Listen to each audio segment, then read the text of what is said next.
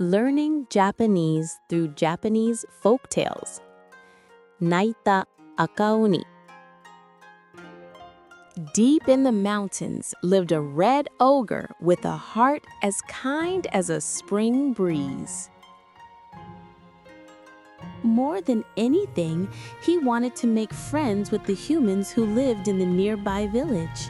So, with his clumsy fingers, he painted signs, prepared sweets and tea, and hoped that someone would come to visit. Weeks passed, but no one came. The humans were scared of him because of his horns and red skin.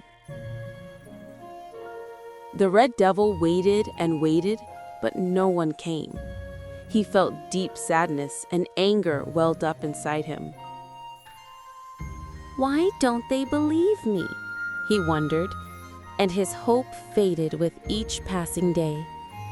Finally, unable to bear the loneliness any longer, he pulled out the sign and his dreams of friendship were shattered. As the red oni was wallowing in his sorrow, a familiar figure appeared. It was his friend, the blue oni.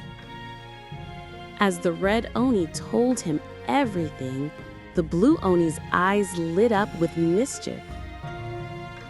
"I have an idea," he said, leaning forward and whispering his plan.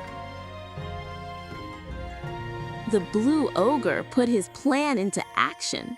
He rushed to the village, acting like a terrifying monster and causing mayhem.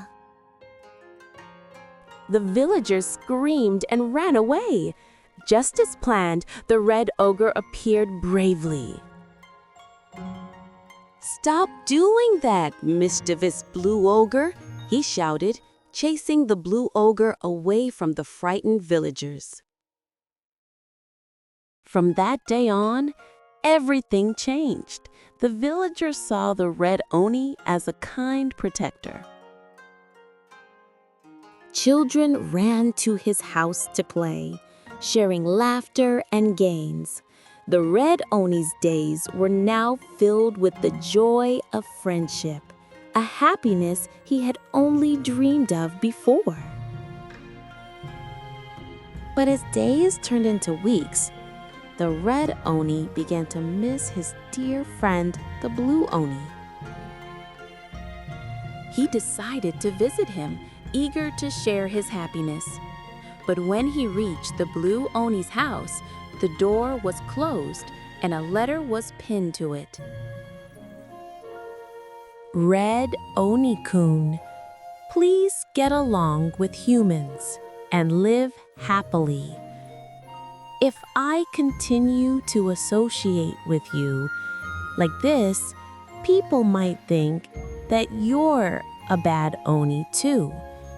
So I've decided to go on a journey. I'm going on a long, long journey, but I'll never forget you. Farewell. Take care of yourself.